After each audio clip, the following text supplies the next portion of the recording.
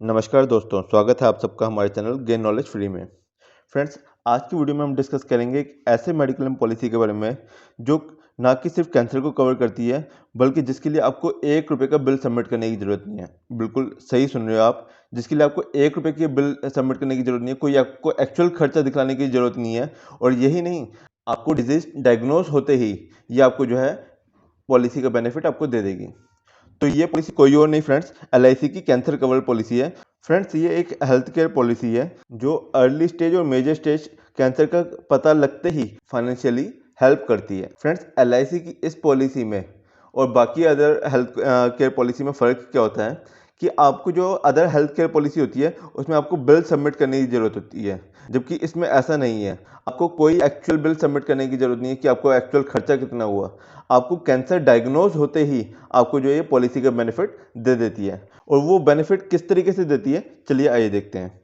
इससे पहले फ्रेंड्स, अगर आपने हमारे चैनल को सब्सक्राइब नहीं किया तो सब्सक्राइब कीजिए और इस इन्फॉर्मेटिव वीडियो को अपने फ्रेंड्स को शेयर करना ना भूलें ताकि वो भी प्लान के बारे में जान सकें। फ्रेंड्स, इस पॉलिसी के अंडर आप दो तरीके से जो है इसके सम एश्योर्ड चूज कर सकते हो। एक है लेवल सम एश्योर्ड, दूसरा है increasing sum assured. Level sum assured मतलब आपको जो सम एश्योर्ड है वो सेम रहेगा। सपोज करो आपने 10 लाख लिया तो जो आपका कंप्लीट पॉलिसी में जो है सम एश्योर्ड वो 10 लाख ही रहेगा।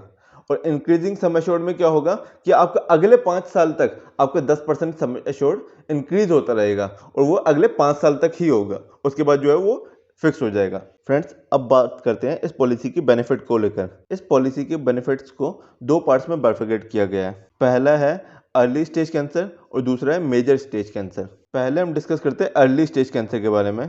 अर्ली स्टेज कैंसर में क्या होता है फ्रेंड्स कि आपको जो है अर्ली स्टेज कैंसर के डायग्नोज होते ही मतलब जो एप्लीकेबल सम एश्योर्ड है उसका 25% आपको मिल जाएगा।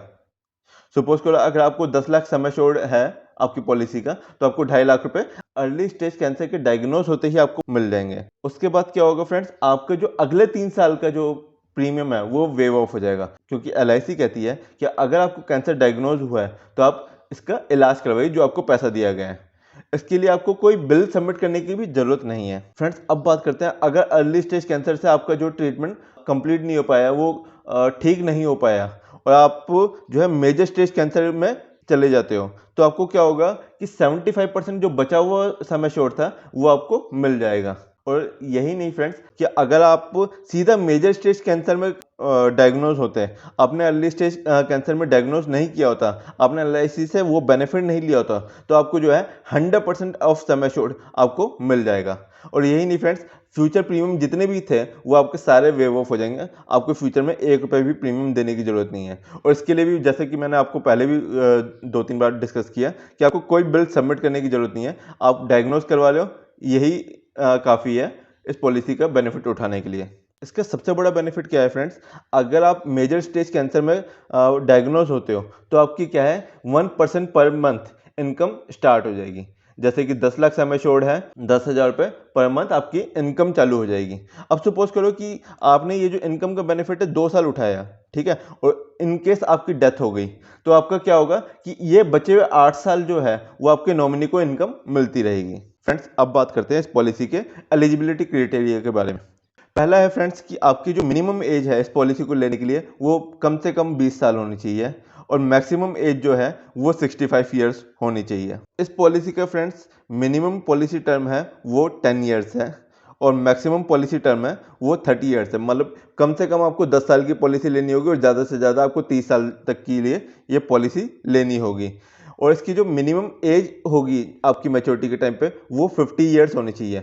सपोज करो कि अगर आपने 20 साल की एज में आपने ये पॉलिसी ली है तो कम से कम आपको ये पॉलिसी 30 साल के लिए लेनी होगी ताकि मैच्योरिटी के टाइम पे आपकी एज कम से कम 50 साल हो। अगर आपकी एज 30 या 40 साल की है तो आप 20 साल की पॉलिसी ले सकते हो, क्योंकि मिनिमम एज 50 ईयर्स होनी चाहिए और वहीं जो है मैक्सिमम एज 75 ईयर्स होनी चाहिए। इसका मतलब ये है फ्रेंड्स, अगर आपकी एज 55 ईयर्स है तो आप 20 साल से ज़्यादा की पॉलिसी नहीं ले सकते, क्योंकि ये 75 से आगे ये पॉलिसी कवर नहीं करती। इसका जो मिनिमम सम एश्योर्ड है फ्रेंड्स वो 10 लाख है और मैक्सिमम सम एश्योर्ड है वो 50 लाख है। और इसका जो मिनिमम प्रीमियम है फ्रेंड्स 2400 रुपये है।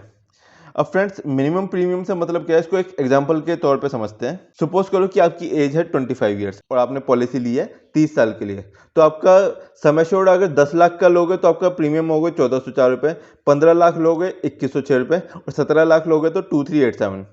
अब फ्रेंड्स आप जैसे कि हमने बताया कि आपका जो मिनिमम प्रीमियम है वो 2400 रुपये होना चाहिए, तो आप 10 लाख रुपए लोगे तो भी आपको 2400 रुपये पे करने पड़ेंगे, 15 लाख लोगे तो भी आपको 2400 पे करने पड़ेंगे और 17 लाख लोगे तो भी आपको 2400 रुपये पे करने पड़ेंगे। तो मैं आपको यही सजेस्ट करूंगा जिसका प्रीमियम नियरेस्ट हो 24 लाख के, वो आपको लेना चाहिए। तो इस केस में जो है अगर आपकी एज 25 साल है तो आपको 17 लाख का सम एश्योर्ड लेना चाहिए, आपको बेनिफिट होगा। अब फ्रेंड्स जो इसके हमने बेनिफिट्स की बात की उसको हम एक एग्जांपल के साथ समझते हैं। फ्रेंड्स सपोज करो कि आपकी एज है 35 ईयर्स और पॉलिसी पीरियड है 30 ईयर्स और सम एश्योर्ड है 10 लाख रुपए। आपका प्रीमियम बना 3092 रुपये का। अगर आप अर्ली स्टेज कैंसर डायग्नोज होते हो तो इसका 25% 2.5 लाख रुपए आपको उसी वक्त मिल जाएगा और अगले 3 साल आपको प्रीमियम पे करने की जरूरत नहीं है। अब बात करते हैं फ्रेंड्स, अगर आप मेजर स्टेज कैंसर में डायग्नोज करते हो अर्ली स्टेज कैंसर के बाद, तो आपको जो 75% बचा हुआ अमाउंट है यानी 7.5 लाख रुपए जो बचा हुआ अमाउंट है वो आपको मिल जाएगा और उसका जो है प्रीमियम भी वेव ऑफ हो जाएगा, फ्यूचर प्रीमियम सारा वेव ऑफ हो जाएगा। और यहीं अगर आपने अर्ली स्टेज कैंसर डायग्नोस नहीं किया होता, पहले एलआईसी से क्लेम नहीं किया होता और ये आपका फर्स्ट टाइम क्लेम होता, तो आप 100% क्लेम कर सकते हो। और इसके साथ फ्रेंड्स इसका जो 1% है, 10 लाख का जो 1% है, 10,000 रुपये पर मंथ आपकी इनकम चालू हो जाएगी अगले 10 साल के लिए, जो आपको और आपके बाद आपके नॉमिनी को मिलती रहेगी, पर रहेगी टोटल 10 साल ही। अब ये तो था फ्रेंड्स लेवल सम एश्योर्ड का एग्जांपल। अब हम बात करते हैं इंक्रीजिंग सम एश्योर्ड के एग्जांपल के बारे में। सपोज करो कि आपकी एज है 35 ईयर्स, पॉलिसी पीरियड है 30 ईयर्स, सम एश्योर्ड है 10 लाख।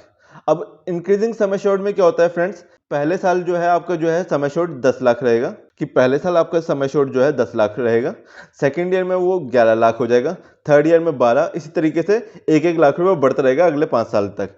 15 साल के बाद जो है आपका सम एश्योर्ड फिक्स रहेगा, 15 लाख रुपये आपका फिक्स हो जाएगा। वो आगे के 20 साल पॉलिसी पीरियड है या 25 साल पॉलिसी पीरियड है या 15 साल पॉलिसी पीरियड है, वो आपका सेम रहेगा। अब इस केस में आपका प्रीमियम बना फ्रेंड्स 4354। सपोज करते हैं कि आपको जो है कैंसर डिटेक्ट हुआ, डायग्नोज हुआ तीसरे साल में, जब आपका सम एश्योर्ड था 12 लाख रुपए। तो अर्ली स्टेज कैंसर के मुताबिक क्या होगा कि 25% ऑफ सम एश्योर्ड आपको 3 लाख रुपए आपको उसी वक्त मिल जाएगा। मेजर स्टेज कैंसर डायग्नोज होते ही आपको बचा हुआ 75% 9 लाख रुपए मिल जाएंगे। अगर वही जैसे मैंने आपको पहले बताया अर्ली स्टेज कैंसर में आप डायग्नोज नहीं करते, सीधा मेजर स्टेज कैंसर में डायग्नोज होते हो, तो आपको पूरा का पूरा 12 लाख रुपए मिल जाएगा और 12 लाख का 1% 12,000 रुपये पर मंथ आपकी इनकम चालू हो जाएगी। फ्रेंड्स अब बात करते हैं इसके प्रीमियम पेमेंट मोड की। इसका जो प्रीमियम है फ्रेंड्स वो आप ईयरली और हाफ ईयरली दोनों तरीके से पे कर सकते हो, पर मैं आपको ये क्लियर कर दूं, अगर आप हाफ ईयरली लेते हो तो भी आपको मिनिमम प्रीमियम 2400 रुपये देना ही होगा। मतलब हाफ ईयरली भी आपको 2400 रुपये देना पड़ेगा और ईयरली भी आपको 2400 रुपये देना पड़ेगा। तो मैं आपको यही सजेस्ट करूंगा कि आप ईयरली मोड पे जाएं। और फ्रेंड्स इसके ग्रेस पीरियड की बात करें तो कि इसका ग्रेस पीरियड है 30 डेज।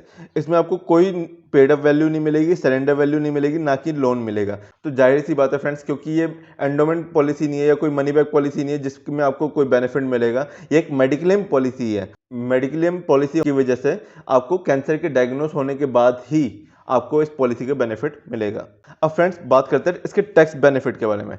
इस पॉलिसी के अंडर जो आपने पेमेंट की हुई है उसका आप बेनिफिट उठा सकते हो सेक्शन 80D में। अब फ्रेंड्स बात करते हैं कि इस पॉलिसी में कवर क्या क्या नहीं होता, इसके एक्सक्लूजन्स क्या क्या है। तो पहला है फ्रेंड्स कि आपको 180 डेज तक वेट करना पड़ेगा। अगर आपने ये पॉलिसी ली है और आपको 180 डेज के अंदर अंदर कैंसर डायग्नोज होता है तो आपको ये पॉलिसी का बेनिफिट नहीं मिलेगा। अगर आप कैंसर डायग्नोज कर रहे हो और आप 7 डेज भी सर्वाइव नहीं कर पाए, ठीक है, तो आपको इसका बेनिफिट नहीं मिलेगा। अगर आपको प्री एग्जिस्टिंग कंडीशन है, यानी आपको पहले से ही कैंसर के सिम्टम है, कैंसर है, तो आपको ये बेनिफिट, इस पॉलिसी का बेनिफिट नहीं मिलेगा। फ्रेंड्स अगर आपको एड्स या HIV की वजह से आपको कुछ कैंसर की प्रॉब्लम हुई है तो आपको इसका बेनिफिट नहीं मिलेगा। पास्ट में अगर आपने कभी कोई ऑर्गन डोनेट किया हो जिसकी वजह से आपको कैंसर हुआ हो, तो उस केस में आपको इस पॉलिसी का बेनिफिट नहीं मिलेगा। अगर आप अल्कोहल या कोई ड्रग लेते हो तो जिसकी वजह से आपको जो है कैंसर हुआ हो, तो आपको इस पॉलिसी का बेनिफिट नहीं मिलेगा। अगर आपको न्यूक्लियर कंटेमिनेशन की वजह से अगर आप कैंसर हुआ हो, तो आपको इस पॉलिसी का बेनिफिट नहीं मिलेगा। और फ्रेंड्स, ये जो एक्सक्लूजन बताया, ये तो आप कोई भी हेल्थ पॉलिसी लोगे उसमें भी ये एक्सक्लूजन होते ही हैं, तो इसमें ऐसा कुछ अलग नहीं है।